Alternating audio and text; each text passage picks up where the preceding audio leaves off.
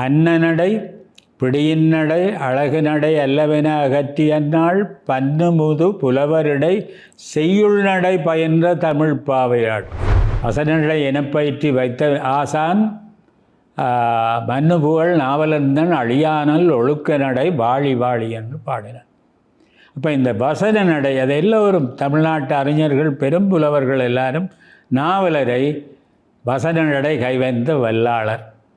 ஏனென்றால் நாவலருக்கு இந்த சிறப்பு என்னென்றால் அவருடைய வசன நடை அவர் சந்தர்ப்பத்துக்கு ஏற்ப நடையை மாற்றுவார்.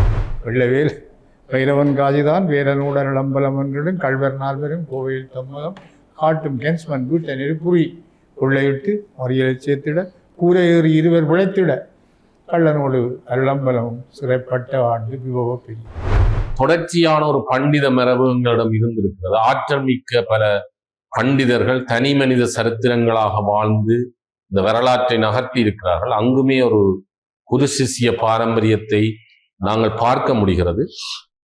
எனவே நான் நினைக்கிறேன் இந்த விடயங்களை எல்லாம் பேராசிரியர் அவர்களினுடைய வாயாலே கேட்பதென்பதே ஒரு பெருமைக்குரிய விஷயம். என்ற ஈழத்து தமிழிலக்கிய செல்நறி என்பது அவர் தந்திருக்கிற அந்த நூல். ஈழத்து இலக்கியம் பற்றி மிக அண்மையில் தான் இந்த ஆய்வுகள் நூல்களாக வந்தன. தமிழ் பேராசிரியர்களே எழுதியவை என்பது மிக சொற்பமானவை என்றாலும் அவரவர் பார்வையிலே பேராசிரியர் Durai Manoharan sir, Thillainathan sir, Sivathamby sir என்று எழுதியிருக்கிறார்கள். அதிலே பேராசிரியர் சிவலிங்கராயா சார் அவர்கள் எழுதியிருக்கக்கூடிய ஈழத்து தமிழிலக்கிய செல்நறி என்பது பல பதிப்புகளை கண்டிருக்கிறது. பல மாணவர்கள் உயர்தரம் படிக்கிற பல மாணவர்களுக்கு ஏற்ற முறையில் எழுதப்பட்டிருக்கிற ஒரு நூல் என்று அது அங்கீகரிக்கப்பட்டிருக்கிறது. நாவலற்ற காலம் எங்களுக்கு ஒரு எழுச்சி காலமாக வருது 19ஆம் நூற்றாண்டு. சங்கர பண்டிதர், சிவபிரகாச பண்டிதர் அவர்களெல்லாம் வந்த காலத்தில் மிக புகழ்பெற்ற ஆசிரியர்கள். இவர்கள் பெரும்பாலும் இந்த சூழலை சூழ்ந்த வகையிலே இருந்தவர்கள். அதில் அச்சுவேலி, உடுப்பட்டி இவற்றையெல்லாம் அந்த காலத்தில் பெரிய பெரிய புலவர் ஜாம்பவான்கள் இருந்த இடம். இந்த வகையில் தான் சங்கர பண்டிதர் வடமொழியில் தான் மிகச்சிறந்த புலமை பெற்றார். சங்கர பண்டிதருடைய நூல்களினுடைய அவருடைய படைப்புகள் பற்றி எனக்கு நினைவிலே இல்லை, பார்த்து சொல்லுவோம். ஆனால் உண்மையிலே அவர்கள் ஒரு சிறந்த மரபொழி கல்வி பாரம்பரியத்தை யாழ்ப்பாணத்திலே வடபகுதியிலே வளர்த்தவர்கள். இவர்களோடு தான் முருகேச பண்டிதர் என்று ஒரு ஆள் வாரேன். அவர் சிவதாமரம் பிள்ளை என்று ஆசிரியர். முருகேச பண்டிதர் அந்த காலத்தில் உள்ளவர்களெல்லாம் நல்ல பாட்டு எழுதுவார்கள், யாப்பு நிறைவர்களாமல் எழுதுவார். அதே ஒரு ஆசிரியர். அது அந்த பாடல்கள் போற்றி வைக்கப்படவில்லை. முருகேச பண்டிதர் பிரபந்த திரட்டு என்றே ஒரு பாஷா புலவர் ஒரு நூலை பதிப்பித்தார். அந்த நூலிலே இல்லாத பல பாடல்களும் வாய்மொழியாக இருக்கின்றன. முருகேச பண்டிதர் சுண்ணாகத்தில் படிப்பிச்சு போட்டு அளவட்டிக்கு படிப்பிக்க போடுகிறார். அளவட்டிக்கு படிப்பிக்க போய்க்குள்ள மெல்லாகத்தால் நடந்து அளவட்டிக்கு போகணும். போய்க்க அந்த அப்போ பிரித்தானிய காலம் அந்த நீதிமன்றம் வந்துடுது. நீதிமன்றத்துக்கு வேலியை கிழுவ வேலியால் அடைச்சிருந்தாங்க. ரைஸ் என்ற ஒரு ஜட்ஜ் தான் இருந்தவர். அவன் சொல்லிக்கிறான் இந்த கோர்ட்ஸில் நடக்கிற விஷயங்கள் எல்லாம் அவர் அங்கே பெஞ்சில் இருந்தோண்டு ரோட்டை பார்க்கக்குள்ள மறைவாயிருந்து இந்த கதியாக எல்லாத்தையும் மட்டமாக வெட்டி விடுங்க என்றார். இது ஒரு வாய்மொழியாக வழங்குகிற முருகேச பண்டிதத்தை பாட்டு. ஒரே காலம் அந்த வெட்டி விட்டால் மட்டமாக வெட்டி விட்டாங்க. இவர் அதால் படிப்பிக்க போயிருக்கிறார். படிப்பு பார்த்துட்டு நேற்று போய்க்கெல்லாம் போய் உயர்ந்த கதியாக இருந்தாலும் இன்றைக்கு மட்டமாக வெட்டி இருக்கின்றது. வெட்டி நட்ட முட்கழுவை மெத்த உயரம் மட்டமாய் வெட்டிவிட ரைஸ் துறைமா என்றது அங்கே அது ஒரு வணக்கத்துக்குரியவன். நான் தமிழ் நேயர்களுக்கு வணக்கம். நல்ல தமிழ் கேட்போம் என்ற தொடரிலே நாங்கள் ஈழத்தின் தமிழ் புலமைத்துவ ஆளுமைகளுடைய வரலாறுகளை, அவர்களுடைய கவிதைகளையும் அவர்களுடைய புலமை வீச்சையும் நேயர்களோடு பகிர்ந்து கொள்ளுகிறோம். சென்ற முறை நாங்கள் முத்துக்குமார கவிராயர் எவ்வாறு நிலைத்து நிற்கிறார் என்பதை பார்த்தோம். இந்த கட்டத்திலிருந்து நாங்கள் தவிர்க்க முடியாதபடி தமிழ் கூறும் நல்லுலகெங்கும் நல்லறிவு சுடர் கொளுத்திய வசன நடை கைவந்த வல்லாளராகிய ஆறுமுக நாவலரை சொல்லி அவரை வணங்கி இனி வருகின்ற அவரை தொடர்ந்து வருகின்ற புலவர்களை பார்க்கலாம்.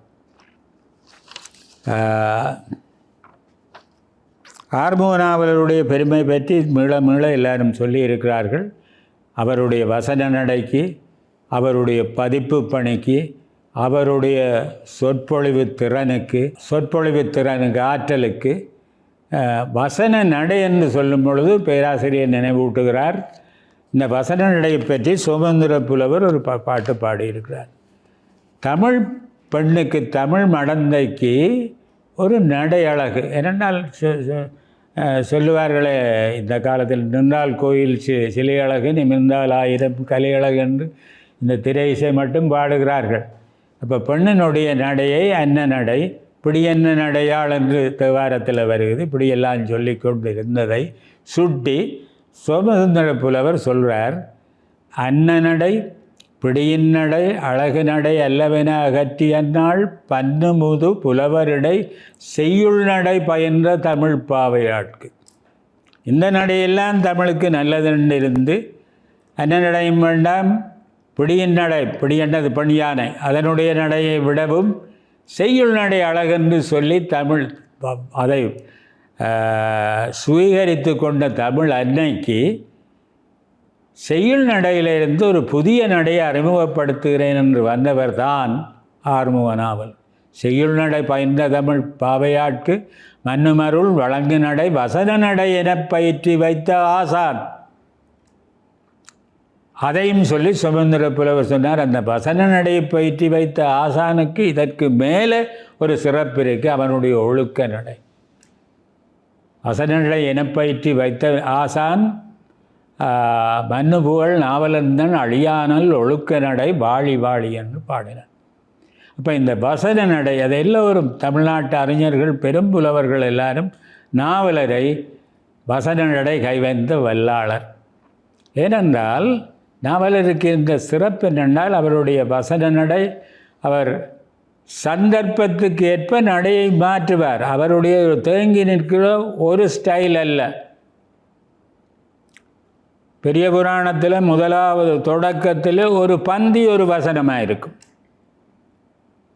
சைவ வினாவிடையில் உலகத்துக்கு கருத்தாயவர் சிவபெருமான் வினாவிடை அப்படி. அல்லது அவர் கண்டனத்தில் இருந்தால் கந்தமட பிரபுவே வில்லேர் உழவர் பகையுடனும் கொள்ளற்க சொல்லேர் உழவர் பகை என்று தொடங்குவார் ஒரு கண்டனத்தை. ஆனந்தில்தான் சுமந்திர புலவருக்கா சொன்னார், உண்ட செந்தமிழ் சைவ நூலமது ஒங்க நல்லவன் அருளுநாவலன் கண்டனப்பிற சங்கமாமென கதிரை மாமலை அருவி காலமே. கதிரைமலையை போய் கதிராமத்திலிருந்து அருவி கொட்டுறதை பார்த்தா நாவலனுடைய கண்டன பிரசங்கம் மாதிரி கொட்டிச்சு தான். அப்போ நான் சொல்ல வருகிறது என்னவென்றால், ஆறுமுக நாவலர் செய்த புதுமை, தமிழுக்கு செய்த மிகப்பெரிய பணி என்னவென்றால், காலத்துக்கேற்ற ஒரு நடையை கை கொள்ள வேணும். செய்யுள் நடையை கைவிட்டது என்று இல்லை, செய்யுள் நடை தொடர்ந்திருக்கும். வசன நடையை தமிழுக்கு கொண்டு வந்தார். அதற்கு முன்பு நக்கீரர் பெயரில் இருக்கிற வசன நடைகள் சில இருக்குது. பன்னிரைந்து, தேனார்ந்து, வரிக்குயில்கள், இசைப்பாடல், அப்படி இறையனார் களவியல் உரையில் இருக்குது. ஆனால் நாவலர் எந்தெந்த சந்தர்ப்பத்துக்கு எந்தெந்த நடை ஏற்றதோ அந்த நடையை கை கொண்டார். அடுத்தது அவர் செய்த மகத்தான காரியம் என்னவென்றால், குறியீடுகளை தமிழுக்கு அறிமுகப்படுத்தியவர். பங்க்சுவேஷன் என்று சொல்வார். முற்றுந்தரிப்பு, செமிகோலன், அரைப்புள்ளி, காற்புள்ளி, மேற்கோள் அடையாளம் எல்லாவற்றையும் தமிழுக்கு கொண்டு வந்தது ஆறுமுக நாவலர். காலம் மறக்காத ஒரு பெரும் பணியை செய்தார். எனவே இப்படி பதிப்பு, சுத்தமான பதிப்பு, நாவலருடைய பதிப்புன்றால் பிழை வராது. 2 தமிழ்நாட்டு வித்வான்கள் தமக்குள்ளே மோதிக்கொண்ட வேளையில் ஒரு வித்வான் கேட்கிறார், நீர் எந்த புத்தகத்தை பார்த்து என்னோட போர் தொடுக்கிறீர், ஆறுமுக நாவலர் பதிப்பித்த பதிப்பு எடுத்து பாரும் பதிப்பாசிரியர் என்பது அவருக்கு தகுமை என்று மற்றவர்களுக்கு தகாது என்று ஒரு தமிழ்நாட்டு வித்வான் இன்னொரு தமிழ்நாட்டு வித்வானுக்கு சொல்கிற அளவுக்கு ஆறுமுக நாவலர் வலுவில்லாத உரைநடை எழுதினார். இன்னொரு தமிழ்நாட்டு புலவர் சொன்னார், வைதாலும் வலுவின்றி வைவாரே, நாவலர் ஒருவரை கண்டித்தாலும் அதில் இலக்கண பிழைகிறார். இப்படி நாவலர் பெருமையை இன்றெல்லாம் நாளெல்லாம் பேசிக்கொண்டு இருக்கலாம். நாவலருடைய பணியை நாங்கள் அந்த அளவில் நிறுத்தி கொண்டு இப்பொழுது அந்த காலத்தில் நாவலர் காலத்தில் நாவலரை அடுத்து வந்த புலமையாளர்கள் தமிழ் புலமையாளர்களையும் பார்க்க நான் முதல்ல முத்துக்குமார கவிராயர் தான் முடிவிலாத்துறை சுண்ணாகத்தான் தாபாந்தரியை பாடினவர். இவரை அடுத்து வந்தவர்களில் அல்லது சமகாலத்தவர்களில் சங்கர பண்டிதர் என்னொரு பெரிய புலவர். அவர் சுண்ணாகத்தில் பிறந்தவர், நீர்வேலியில் வாழ்ந்தவர், தமிழ் வடமொழி ரெண்டிலும் நிபுணத்துவம் பெற்றவர். இவர் பிறகு வந்த முருகேச பண்டிதருக்கு ஆசிரியர். சிவப்பிரகாச பண்டிதர் என்று ஒருவர் இவருடைய மகன், முருகேச பண்டிதருடைய மகனோ அல்லது சங்கர பண்டிதருடைய மகனாக இருக்கவான். நாவலருடைய பெரிய புராணத்துக்கு சிறப்பு பாயிரம் வழங்கியிருக்கிறார் சங்கர பண்டிதர். அப்போ சங்கர பண்டிதரை பற்றியும் அவரை அடுத்து வந்த தாமோதரம் பிள்ளை பற்றியும் பேராசிரியரை தம்முடைய பதிவுகளை தம்முடைய கோணத்திலிருந்து வழங்குமாறு கேட்டுக்கொள்கிறேன். என்றால் பிறகு வருகிற சிவை தாமோதரம் பிள்ளை ஒரு மிகப்பெரிய ஆள் ஆனபடியால் சங்கர பண்டிதர் அவரை அடுத்து சிவை தாமோதரம் பிள்ளை முதலியோரை நாங்கள் இப்பொழுது பார்க்கலாம்.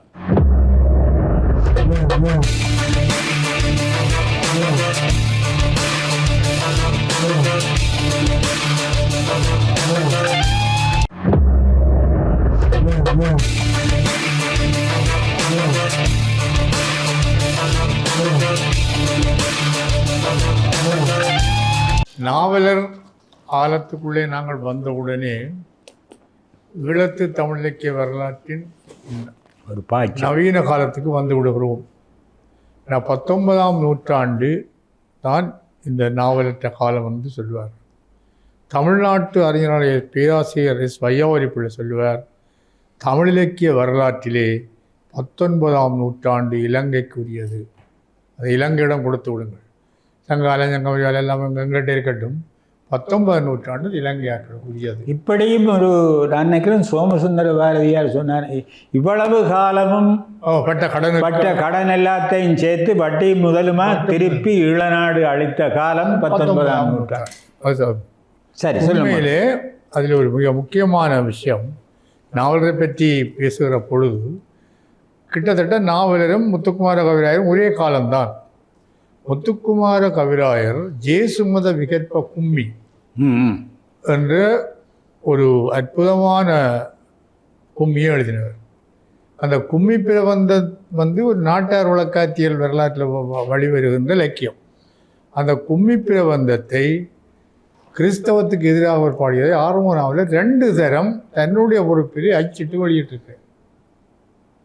அதில் தான் அந்த உடுபுட சம்பளம் நாளும் நாளும் வழங்குவோம், கடைசி ஐயவோ கிறிஸ்தவர்கள் நம்ம அடுத்து கெடுத்தார்களே.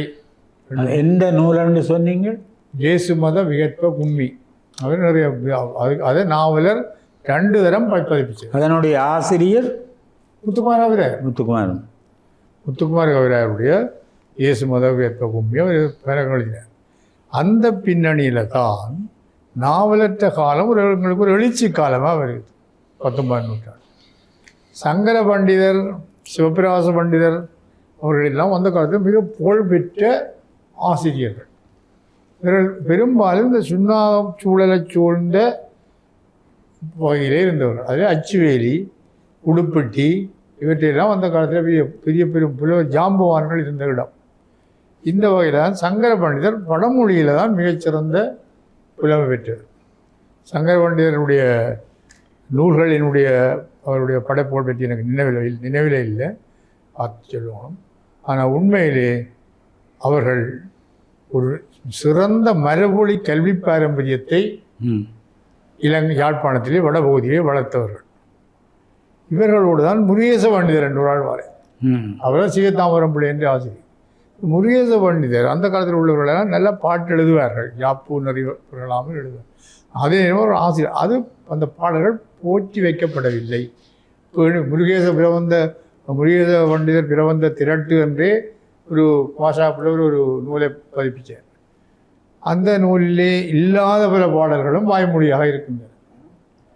முருகேச பண்டிதர் சுண்ணாகத்தில் படிப்பிச்சு போட்டு அளவட்டிக்கு படிப்பிக்க போடுகிறார்.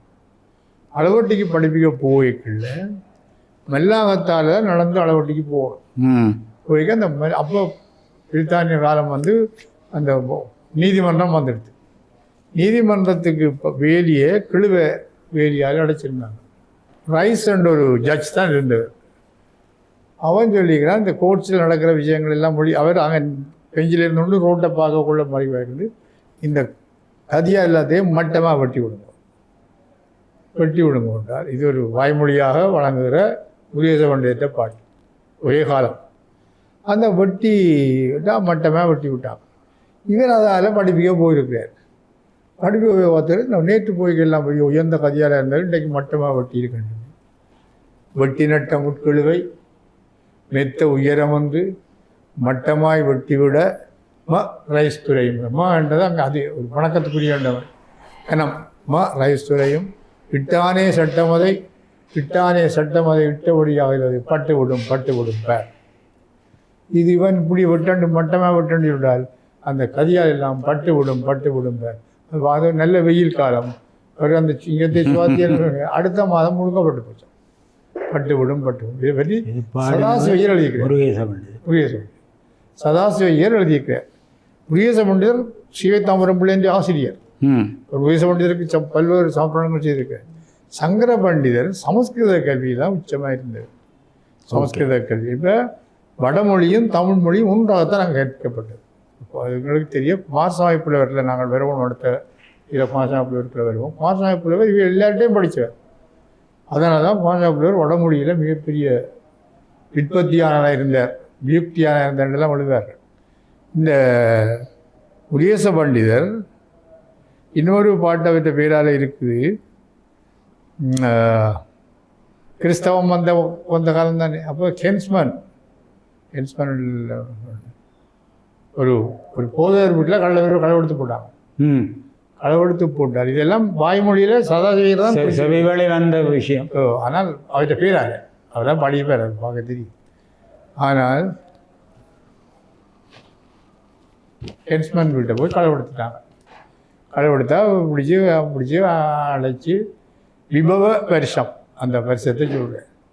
வெள்ளவேலன் வைரவன் காசிதான் வேலனோட இளம்பலவன் நான்கிலும் கல்வர் நால்வரும் கோவையில் தன்மதம் காட்டும் ஹென்ஸ்மன் வீட்டை நெருப்புரி கூப்பாயில் எந்த ஹென்ஸ்மன் போதர் வீட்டை போய் கொளுத்தி கொள்ளையிட்டு கொண்டு போக மறியலை சேர்த்திட வெள்ளவேலன் மதுராரி பாஞ்சிட ஒருவன் போனார் என்று முடியும் அந்த பாட்டு. வெள்ளவேல் வைரவன் காசிதான் வேலனோட இளம்பலவன்களும் கல்வர் நால்வரும் கோவையில் தன்மதம் காட்டும் ஹென்ஸ்மன் வீட்டை நெருப்புரி கொள்ளையிட்டு மறியலை சேர்த்திட கூரை ஏறி இருவர் விளைத்திட கள்ளனோடு அருளம்பலமும் சிறைப்பட்ட ஆண்டு விபவ பெரிய. இது சதாசிவையர் தான் எழுதியிருக்கிறார். இன்று வாய்மொழியாக வந்தது. இப்போ நான் எனக்கு அறிஞ்ச வரையில் நூல்களில் காண இல்லை. ஆனால் முருகேச பண்டிதர் பாடினார் என்று இவர் எழுதியிருக்கிறார். ஆனால் இது வாய்மொழியாக வழங்கி வருகிறது. எனவே இந்த 19ஆம் நூற்றாண்டில் இவ்வளோ அச்சியந்திர வசதிகள் கல்வி பாரம்பரியம் வந்தாலும் போன போவடி போக்கில் பாட்டுகளை பாடுற ஒரு வழக்கம் இருந்திருக்கிறது. மிகப்பெரிய கல்வியாளர்கள் பற்றி எனக்கு தெரிந்த வகையில் அவர்கிட்ட விளக்கம் பெற்றவர் பேசுவோம். நாங்கள் சீவை தாமோதரம் பிள்ளை, மற்றது கரோல் விஸ்வநாதன் பிள்ளை. இந்த 2 பேரும் தான் ஈழத்தமிழர்களை இலங்கைக்கு மேலே எட்டி உலகத்தை பார்க்க பண்ணவர்கள். உலகத்தை எட்டி பார்க்க வைத்தவர்கள் சிவை தாமோதரம் பிள்ளையும் கரோல் விஸ்வநாதன். ஒரு சுவையான சம்பவம் என்னென்றால், தாமோதரம் பிள்ளைக்கு கரோல் விஸ்வநாத பிள்ளை டீச்சர், அவர் படித்தவர். 2 பேரும் படித்து போட்டு வரத்தான் மெட்ராஸ் யூனிவர்சிட்டி முதல் தொடங்கி இன்றைக்கு நான் போய் பார்க்க ஒரு 15 வருஷத்துக்கு முந்தி மெட்ராஸ் யூனிவர்சிட்டியில் 2 பேர்த்த படமும் இருக்குது, இன்றைக்கும் இருக்குது. முதல் பட்டதாரிகள் ஹென்ஸ்மேனும் இவர் சிவை தாமரம் பிள்ளையும் கரோல் விஸ்வநாத பிள்ளையும் பரீட்சைக்கு தோற்றுகிறார். இன்றைய தலைமுறைக்கு ஒரு முக்கியமான விஷயம். பரீட்சைக்கு தோற்றினால் கரோல் விஸ்வநாத பிள்ளைகிட்ட தான் தாமரம் பிள்ளை படித்தவர். 2 பேரையும் சோதனை போனால் BA முதல் தமிழ்நாட்டின் இலங்கை தமிழ்நாடு எல்லாவற்றுக்குமான முதல் BA பட்டதாரிகள் இவர்கள் முதல் வட்டுக்கோட்டையில் வட்டுக்கோட்டையில் படித்தவர்கள். படிச்சுட்டு தான் அங்கே போகணும். வட்டுக்கோட்டையில் நல்ல ஆரம்பம். அதாவது அப்போதைய யாழ்ப்பாண கல்லூரி இல்லையா? இல்லை, அது செமினரியில் வட்டுக்கோட்டை செமினரி செமினரியில் படிச்சுட்டு போய் சோதனை எடுத்தால் பிள்ளைக்காரரை பார்க்க சிவை தாமரம் பிள்ளை ஃபர்ஸ்ட் கிளாஸில் பாஸ் பண்ணுறார், கரோல் விஸ்வநாத பிள்ளை செகண்ட் கிளாஸில் பாஸ் பண்ணுறார். ஆனால் கரோல் விஸ்வநாத பிள்ளை மாணவன் தான் சிவை தாமரம் பிள்ளை. ஒரு உதவியாரையில் எழுதியிருந்தான். அவர் சொன்னாராம், உங்கள்கிட்ட படித்த மாணவன் ஃபர்ஸ்ட் கிளாஸ் எடுக்க நீங்கள் செகண்ட் கிளாஸ் எடுத்துருக்கிறீர்கள். அவர் சொன்னாராம், நான் நல்லா படிப்பிச்சினான் என்ற வெளிப்பாடு தான் அவர் ஃபர்ஸ்ட் கிளாஸ் எடுத்தது. அது நான் நல்லா இப்படி ஆசிரியர் சொல்லுவார்ன்றது நான் நல்லா படிப்பிச்சினான் என்பது என்னை விட அவர் ஃபர்ஸ்ட் கிளாஸ் எடுத்துருந்தான். அது பூர சந்தோஷம் எனக்கு கொண்டு இல்லை என்று சொன்னார் என்று உதவியாரையில் எழுதியிருக்கிறார். எனவே 19ஆம் நூற்றாண்டில் சிவை தாமரம் பிள்ளையை பற்றி நிறைய சொல்லலாம். அவற்றை பதிப்பு, உரைநடை, இலக்கிய வரலாறு எல்லாரும் எழுதிக்கிறார்கள். சிவை தாமரம் பிள்ளையை பற்றி சொல்லாதவர்கள் இல்லைன்றே சொல்லலாம். ஒரு கவிஞனாகவும் இருந்தேன். தாமரம் பிள்ளையினுடைய நூல்களில் சமர்ப்பணம், முத்துக்குமார கவிதா இருக்குது, முருகேச பண்டிதர் இருக்குது, அவர் சொல்லுகிற கடவுள் குருவணக்கம். மற்றது நாவலர் இறந்த போது அவர் பாடின முதல் வரி எனக்கு ஞாபகம் இல்லை. நாவலர் இறந்த போது நல்ல நகர் ஆறுமுக நாவலர் பிறந்திலேல் சொல்லு தமிழெங்கே சுருதி எங்கே இல்லவரி மேத்து புராண ஆகமங்கள் எங்கே ஆர்த்த நறிவெங்கே அறியும் அந்த எங்கே பிரசங்கம் எங்கே ஆர்த்த நறிவெங்கே அறை. அது தாமரம். அப்போ எல்லாரும் ஜாப் ஒழுங்காக படித்து கல்வியால் எழுதணும். நாவலர் இறந்தபோது அந்த அற்புதமான இரங்கல் பாடல்கள் ஒன்று உடுப்பட்டி சிவதம்புலர் பாடியது. ஆரூரன் இல்லை, வலியர்கோன் இல்லை, அப்பன் இல்லை, சீரூரும் மாணிக்க வாசகன் இல்லை, திசையளந்த பேரூரும் ஆறுமுக நாவலர் இல்லை, பின் இங்கு யார் நீரூரும் வேணியன் மார்க்கத்தை போதிக்கும் நேர்மை. யார் சிவனை பற்றி கேட்க போகிறார், இந்த சிவசமயத்தை பற்றி பேச போகிறார், சைவத்தை பற்றி போகிறார், பேசினவன் எல்லாரும் சேர்த்து என்று சிவசம புலவர் பாடினார். சிவசம புலவரை நாவலர் கம்பனுக்கு ஒரு சம்பன் என்று பாடினது. அப்படி நிறைய பாடிக்கிறார்கள். இலங்கையிலேயே அதிக கூடிய பிரபந்தங்களை பாடினவர் சிவசம புலவர் தான்.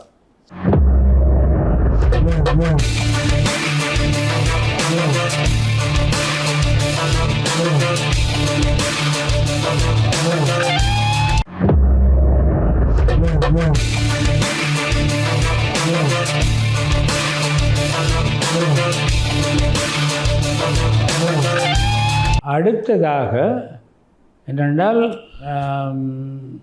ஒரு அளவுக்கு இந்த இப்போ நாவலருடைய காலத்திலேயே நாவலருடைய கண்டன நூல்களில் இருக்குது. தாசி சதிர் அவர் இதுகளை கண்டித்திருக்கிறார். இது ஒழுக்கக்கேட்டுக்கு வழிவகுக்கும் என்று சொல்லியிருக்கிறார். ஆனபடியால் இது நாவலருடைய கண்டனம் ஒரு பொதுவான ஒரு மட்டத்தில் நாகரிகமாக இருந்தது. இது சுப்பையனாற்ற கைலாசபதி எங்களுக்கு இதை அறிமுகப்படுத்தி பேசும் பொழுது சொன்னார், அந்த கைலாசபதி சிரித்து கொண்டு சொன்னது எனக்கு இன்னும் காதலி வலிக்குது. பெரிய படலங்கள் வாரது மாதிரி ஒரு படலத்துக்கு தலைப்பு வெட்டைகான் படலம். வெட்டை என்பது பால்வினை நோய், அதால் வார படலம் என்று சொல்லி பாடி அப்போ சுப்பையனார் மெனக்கெட்டு இதையெல்லாம் செய்திருக்கிறார் என்பதை நாங்கள் இந்த தலைமுறை அறிஞ்சிருக்க வேணும். ஆனால் முழுதாக கிடைக்கல. மீண்டும் அனைவருக்கும் வணக்கம். இந்த ஈழத்து இலக்கிய புலத்தினுடைய ஒரு தொடர்ச்சியான பயணத்திலே ஒரு மரபிலக்கிய தளத்தில் நின்று கொண்டு இந்த அறிஞர்கள் அல்லது புலவர்கள் அல்லது புலமை என்ற அந்த அடையாளத்தை தாண்டிய, நான் நினைக்கிறேன் இதற்குள்ளாலே ஒரு திண்ணை கல்வி பாரம்பரியம், 19ஆம் நூற்றாண்டினுடைய கல்வி பாரம்பரியத்தை நாங்கள் சிந்திக்கிற போது நிறுவனமயப்படுத்தப்பட்ட மேலைப்புல அமெரிக்கன் மிஷன் போன்றவற்றுக்கு ஊடாக வருகின்ற ஆங்கில கல்வி மயப்படுத்தப்பட்ட ஒரு கல்வி பாரம்பரியம் இருக்கிற அதே நேரத்தில் ஒரு கையளிக்கப்படுகின்ற ஒரு குரு சிஷ்ய பரம்பரை ரீதியான ஒரு திண்ணை கல்வி பாரம்பரியத்தினூடாகவும் ஒரு தொடர்ச்சியாக நான் நினைக்கிறேன் இது ஒல்லாந்தர் காலத்தினுடைய கூழங்கை தம்பிரானில் இருந்து தொடங்கி கூட அந்த தொடர்ச்சி பண்டித மரபு கூடாக அது இந்தியாவில் இருந்து கூழங்கை தம்பிரான் காஞ்சிபுரத்தைச் சேர்ந்தவர். அவர் அங்கிருந்து வண்ணார் பண்ணையில் வந்திருந்துதான் அந்த விடயங்களை கற்பித்தார் என்ற கதைகள் இருக்கிறது. அது முற்பட பார்க்க வேண்டிய ஒரு வரலாறு. அதனுடைய தொடர்ச்சியாக இவர்கள் சொன்னதைப் போல இந்த பண்டித மரபு என்பது தொடர்ச்சியான ஒரு பண்டித மரபு எங்களிடம் இருந்திருக்கிறது. ஆற்றல் மிக்க பல பண்டிதர்கள் தனி மனித சரித்திரங்களாக வாழ்ந்து இந்த வரலாற்றை நகர்த்தி இருக்கிறார்கள். அங்குமே ஒரு குரு சிஷ்ய பாரம்பரியத்தை நாங்கள் பார்க்க முடிகிறது. எனவே நான் நினைக்கிறேன் இந்த விடயங்களை எல்லாம் பேராசிரியர் அவர்களினுடைய வாயாலே கேட்பதென்பதே ஒரு பெருமைக்குரிய விஷயம். என்ற ஈழத்து தமிழிலக்கிய செல்நறி என்பது அவர் தந்திருக்கிற அந்த நூல். ஈழத்து இலக்கியம் பற்றி மிக அண்மையில் தான் இந்த ஆய்வுகள் நூல்களாக வந்தன. தமிழ் பேராசிரியர்களே எழுதியவை என்பது மிக சொற்பமானவை என்றாலும் அவரவர் பார்வையிலே பேராசிரியர் Durai Manoharan sir, Thillainathan sir, Sivathamby sir என்று எழுதியிருக்கிறார்கள். அதிலே பேராசிரியர் சிவலிங்கராயா சார் அவர்கள் எழுதியிருக்கக்கூடிய ஈழத்து தமிழ் இலக்கிய செல்நறி என்பது பல பதிப்புகளை கண்டிருக்கிறது. பல மாணவர்கள் உயர்தரம் படிக்கிற பல மாணவர்களுக்கு ஏற்ற முறையில் எழுதப்பட்டிருக்கிற ஒரு நூல் என்று அது அங்கீகரிக்கப்பட்டிருக்கிறது. அந்த வகையில் தான் அந்த வரலாறு அந்த நூலுக்கூடாக பேசப்பட்டிருக்கிறது. எனவே அப்படிப்பட்ட ஒருவருடைய வாயாலேயே அந்த விடயங்களை கேட்பது என்பது குறிப்பாக 19ஆம் நூற்றாண்டு ஈழத்து இலக்கியம் என்றால் அது பேராசிரியர் சிவலிங்கராயா சாரிடம் அல்லது பேராயர் ஜெபனேசன் ஐயாவின் வாயிலிருந்து கேட்பது என்பது ஒரு பெரும்பேறு. நாங்கள் தமிழில் முதுமாணிக்கை கூடாக அந்த பேரை பெற்றிருக்கிறோம். எனவே அந்த வகையில் பார்க்கிற போது இந்த பண்டித மரபு என்பது கூட நாங்கள் இப்பொழுது பண்டிதர்களை பற்றி தேடிக்கொண்டிருக்கிறோம். நிச்சயமாக இந்த பண்டிதர்களின் வரலாறு கூட ஆவணப்படுத்தப்பட வேண்டிய ஒரு தேவை இருக்கிறது. இந்த வரலாறுகளை நாங்கள் சொல்லுகிற போது இதில் பல தேடல்களை செய்கிற போது பல தகவல்கள் கிடைப்பது கடினமாக இருக்கிறது. இதை தாண்டி ஆறுமுக நாவலருக்கு வருகிற போது அவர் ஈழத்துக்கு மட்டுமல்ல முழு தமிழ் உலகத்தின் ஒரு அடையாள குறியீடாக இன்றைக்கும் போற்றப்படுகிறார். ஆனால் மிக அண்மையிலே ஒரு சர்ச்சைக்குரிய ஒரு கருத்து இருக்கிறது. நாங்கள் சொல்கிறோம் ஆறுமுக நாவலர் பைபிளை மொழிபெயர்த்தார் என்று. ஆனால் மிக அண்மையில் சிலர் சொல்கிறார்கள் என்னவென்றால் ஆறுமுக நாவலர் பைபிளை மொழிபெயர்க்கவில்லை, அந்த மொழிபெயர்ப்பு குழுவில் ஒருவராகத்தான் அவர் இருந்தார் என்று சொல்லுகிற ஒரு கருத்து நிலை கூட இப்பொழுது முன்வைக்கப்படுகிறது. மறுவாசிப்பு அல்லது மீள சிந்திக்கிற போது இந்த வரலாற்று சர்ச்சைகளும் அவ்வப்போது அந்த நபர்களோடு வந்து கொண்டுதான் இருக்கின்றன. ஆறுமுக நாவலரை பலர் பல மாதிரி பார்க்கலாம். அவரிடம் கூட அவர் குறித்து கூட சில விமர்சனங்கள் இருக்கலாம். அதை தாண்டி அவர் செய்துவிட்டு போன பணி என்பது அச்சியந்திரத்தை கொண்டு வந்து நூல்களை பதிப்பித்தமை, நன்னூல் காண்டிகை உரை என்பது மிக முக்கியமான ஒரு விடயம். இலக்கணம் சார்ந்து அவர் செய்திருக்கக்கூடிய பணிகள் ஆறுமுக நாவலர். அதுபோல சீவை தாமோதரம் பிள்ளை அவர்கள் நான் நினைக்கிறேன் கலித்தொகை பதிப்புரையிலே தான் சீவை தாமோதரம் பிள்ளை அவர்கள் தான் இன்றைக்கு இருக்கிற தமிழ் இலக்கிய வரலாற்றின் முதல் முயற்சியாளர் என்று பேசுகிற ஒரு சிந்தனையும் இருக்கு. என்றால் கலித்தொகை பதிப்புரையில் தான் அவர் இந்த காலங்களை இப்போது இருக்கிற இந்த சங்க காலம் என்பதாக அல்ல, அவர் வேறொரு விதத்திலே தமிழ் இலக்கிய வரலாற்றை காலகட்டங்களாக வகுக்கலாம் என்ற சிந்தனையை தமிழுலகுக்கே தந்த பெருமை சீவை தாமோதரம் பிள்ளை அவர்களுக்கு உண்டு. பல அரிய தமிழ் நூல்களை தேடி பதிப்பித்த ஒருவர். இப்படியெல்லாம் பார்க்கிற போது நாங்கள் சில வேளைகளில் இந்த வரலாற்றை ஒரு யாழ்ப்பாண மையமாக பார்க்கிறோம் என்ற ஒரு விமர்சனமும் இருக்கிறது. ஈழத்து தமிழ் இலக்கிய வரலாறு பெருமளவுக்கு இந்த யாழ்ப்பாணத்தை மையப்படுத்தி நகர்கிறது. ஏன் அப்ப ஈழம் என்பது யாழ்ப்பாணம் தானா என்ற கேள்விகளும் இருக்கலாம். உண்மையிலே இந்த வரலாற்றின் தேடல் மன்னாரில் என்ன நடந்தது, திருகோணமலையில் என்ன நடந்தது, மட்டக்களப்பு, வன்னி போன்ற இடங்களில் இந்த சமகாலத்தில் ஒரு இப்படியான புலமையாளர்கள் இல்லையா என்று நாங்கள் தேட வேண்டிய ஒரு நிலையம் இருக்கிறது. அந்த இடத்தில் தான் எங்களுக்கு கிடைக்கிற நாணயங்களின் தீத்தா சரவணமுத்து புலவர் அவர்கள், சரவணமுத்து பிள்ளை அவர்களுடைய தத்தை விடு தூது போன்ற அல்லது மோகனாங்கி போன்ற நாவல்கள், அந்த வரலாற்று நாவல்களினுடைய தோற்றம் போன்றவை திருகோணமலையிலும் இப்படியான ஒரு புலமை பாரம்பரியம் இருந்திருக்கலாம் என்று எண்ண வைக்கிறது. எனவே இந்த யாழ்ப்பாணத்தை மையப்படுத்தி நாங்கள் இதை எழுதியிருந்தாலும் கூட ஈழத்து இலக்கியத்தை இதை தாண்டி ஒரு அகண்ட அர்த்தத்தில் எழுத வேண்டும், சிந்திக்க வேண்டும் என்ற சிந்தனைகளும் இருக்கிறது.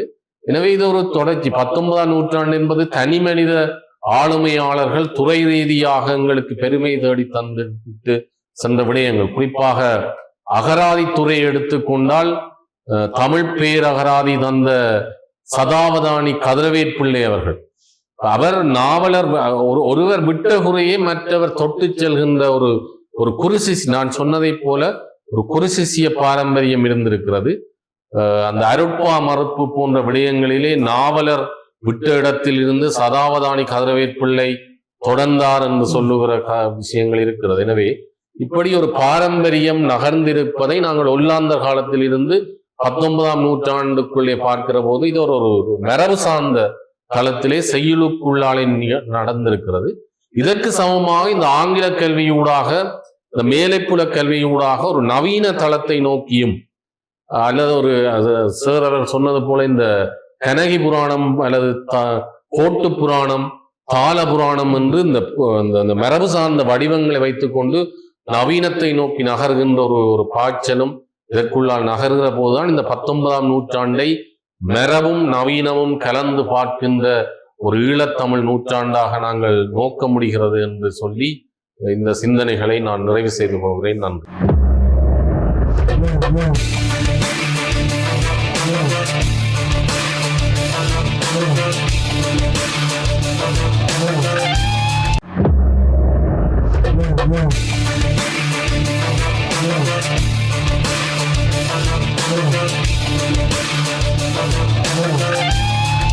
வேலந்தன் சொன்ன குறிப்புகள் சிந்தனைக்குரியவை. எந்த பெரிய அறிஞரை பற்றியும் சில விமர்சனங்கள், வித்தியாசமான பார்வைகள் கால ஓட்டத்தில் வரும். நீங்கள் சொன்ன பைபிள் மொழிபெயர்ப்பு நாவலர் தனியாக செய்ததல்ல என்ற கருத்து நான் ஏற்கனவே வாசித்திருக்கிறேன். பிஷப் குலேந்திரன் அதை சொல்லியிருக்கிறார். என்னென்னால் ஒரு குழு இதில் இருந்தால் அதில் முக்கியஸ்தர் நாவலர் தான், அதை விட்டு சந்தேகம் இல்லை. பெர்சிவல் தமிழ்நாட்டுக்கு போய் இந்த மொழிபெயர்க்கப்பட்ட பைபிள் பிரதியை கொண்டு போய்க்க ஆர்புனாவலர் கூட்டி கொண்டு போனார். ஆர்புனாவலருடைய பார்வை, அவர் ஒரு எடிட்டர் மாதிரி எல்லாம் மற்றவர்கள் செய்திருந்தாலும் அவருடைய கடைசி சொல், அவருடைய இறுதி பாக்கிய நாவலுடைய தான் இருந்திருக்கும் என்று நாங்கள் அனுமானிக்கலாம். ஒரு பலர் புலமையாளர்கள் இருந்தாலும் தமிழ், ஆங்கிலம், சமஸ்கிருதம் என்று வரும்பொழுது நாவலருடைய குரல் ஓங்கி ஒலித்திருக்கும் என்று நாங்கள் கொள்ளலாம். அதை பற்றி நிறைய பிஷப் யவனேசன் எழுதியிருக்கிறார். மற்றது நீங்கள் இன்னொரு இது சொல்லியிருக்கிறீர்கள் வேலந்தன், என்னென்றால் நாங்கள் தவிர்க்க இயலாதபடி யாழ்ப்பாணத்தை அல்லது வடபகுதியை வைத்துக்கொண்டு தான் தமிழ் வளர்ச்சியையும் தமிழ் தொண்டையும் பார்க்கிறோம். நாங்கள் கிழக்கை அந்தளவு கிழக்கின்பால் கரிசனை காட்டவில்லை. அங்கே வெறிகளில் புத்தகங்கள் வந்திருக்கு, வெறிகள் சித்திரவேலா பாபியல்கள். இவர் கனகசுந்தரம் பிள்ளை, சரவணத்து பிள்ளை, கனகசுந்தரம் பிள்ளை, இவர்கள் அந்த பிரதேசத்தவர்கள். ஒன்றை நாங்கள் புரிந்து கொள்ள வேணும், என்னென்றால் அந்நியர்கள் வந்து முதல் போர்த்துகேயர், பிறகு ஒல்லாந்தர், பிறகு பிரிட்டிஷார்கள் வந்த பொழுது அவர்களுடைய கவனம் கரையோர மாகாணங்களில் தான் இருந்தது. வடமாகாணத்தில் வந்து வடமாகாணத்துக்கு வர்றது அவ்வளோ எளிதாக இருக்கல. 2-3 நாள் பயணம், வண்டில், குதிரை வண்டில் அப்படியெல்லாம் வந்து மிஷனரிகள் சேர்ந்த கதை இருக்குது. அவர்கள் எங்கே தங்களுடைய மத பரப்புதலை செய்ய முடியுமோ, எது வாய்ப்பான சூழல் இருக்கோ அங்கே தான் வந்து பணி செய்திருக்கிறார்கள். இதே நேரத்தில் கிழக்கனாங்கள் இப்போ 2 நாளைக்கு முன்பும் விபுலானந்தருடைய அவருடைய துறவற நூற்றாண்டை கொண்டாடினோம். அந்த பேதங்கள் இல்லை. ஆனால் வடக்கு முன்னுக்கு நின்றதற்கு காரணம் இங்கே கல்வி முயற்சிகள் மிஷனரிகள் ஆரம்பித்தாலும் முன்னெடுக்கப்பட்டு அந்தளவு வேகத்தோடு கிழக்கில் முன்னெடுக்கப்படையில்லை என்று நினைக்கிறேன். நான் என்னுடைய மனப்பதிவை தான் சொல்கிறேன். அப்போ இந்த ஒரு அஞ்சல் ஓட்டத்தில் வடமாகாணம் முன்னுக்கு நின்றது. அதுதான் பிரச்சனை. புலமையாளர்கள் கிழக்கில் இருந்திருக்கிறார்கள். அடுத்தது இந்த ஈழத்து இலக்கிய செல்நரை பேராசிரியருடைய நூல், அதை பற்றிய கணிசமான அதற்கு மிக முக்கியமான இளைய தலைமுறைக்கு மாணவர் உலகத்துக்கு தேவையான பல விஷயங்களுக்கு அவர் கோடி காட்டி இருக்கிறார். 19ஆம் நூற்றாண்டிலே ஆய்வு முயற்சிகளை மேற்கொள்வாயாக என்று அவருக்கு அன்பு கட்டளையிட்டவர் பேராசிரியர் கைலாசபதி. அவர் ஆரம்பத்தில் வழிகாட்டியாகவும் அவருடைய இதாக இருந்திருக்கிறார். துரதிர்ஷ்டவசமாக அவர் என்னோடு பேசும்பொழுது பேராசிரியர் அடிக்கடி சொல்லிக் கொள்ளுகிறது, கைலாசபதி இன்னொரு 10 ஆண்டுகள் இருந்திருந்தால் நான் எங்கேயோ என்னை கைதூக்கி விட்டிருப்பார். இப்பொழுது குறையில்லை. கைலாசபதியினுடைய ஆலோசனையும் வழிகாட்டலும் அவருக்கு வாய்த்ததால் அவர் 19ஆம் நூற்றாண்டிலே ஒரு சிறப்பு தேர்ச்சி பெற்று அதனால் நாங்கள் நிறைய இந்த தலைமுறை பயனடைந்திருக்கிறது. பேராசிரியர் சிவலிங்கராஜ் ஒரு முறை சொன்னார், அவர் தான் சொல்ல முடியும் எங்கே என்று சொல்லி, ஒரு மாநாட்டுக்கு தமிழ்நாட்டில் அகராதியை பற்றிய மாநாடோ எதுக்கோ போனார். அதில் பல மாநாடுகளுக்கு போயிருக்கிறார். அதுக்கு வந்த தமிழ்நாட்டு பல்கலைக்கழக பேராசிரியர்கள் ஓரிருவர் அவர்களுடைய புத்தகப்பை முழுதும் கைலாசபதியும் சிவத்தம்பியும் எழுதியதை சுமந்து கொண்டு வந்து இவைதான் அவர்களை யாரும் கேட்கவில்லை, இந்த பேராசிரியர்களை பாராட்டுங்கள், நாங்கள் இன்றும் படித்து பயன்படுகிறது இந்த ஆய்வு நூல்களைத்தான் என்று அண்மையில் ஒரு 5 தொடக்கம் 10 வருஷத்துக்குள்ள பேராசிரியருக்கு சொல்லி இருந்த பொழுது அவர் வந்து சொன்னார், எங்களுக்கு எவ்வளவு பெருமையாக இருக்கு. இன்னொரு முறை என்னுடைய ஆசிரியராகிய பேராசிரியர் செல்வ கனகநாயகம் சொன்னார், அவருடைய கடைசி காலத்தில்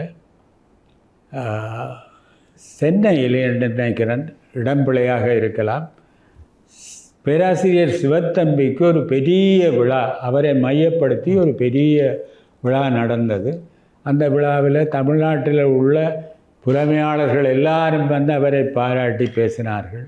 செல்வ கனகநாயகம் சொன்னார் என்னிடம் தனிப்பட்ட உரையாடல், எல்லாம் முடிய சிவத்தம்பி சார் எந்த கையிலே எந்த குறிப்பும் இல்லாமல் தமிழ் இலக்கிய பரப்பை ஒரு பார்வை பார்த்தார்.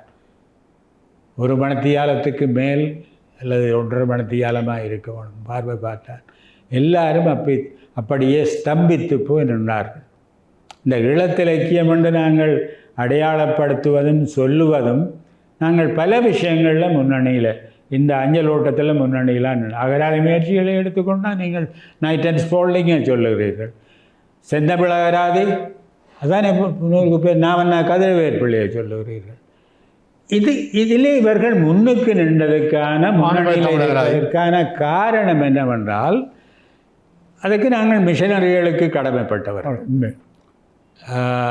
பெட்டிகோட்டா செமினரிக்கு கடமைப்பட்டவர்கள்.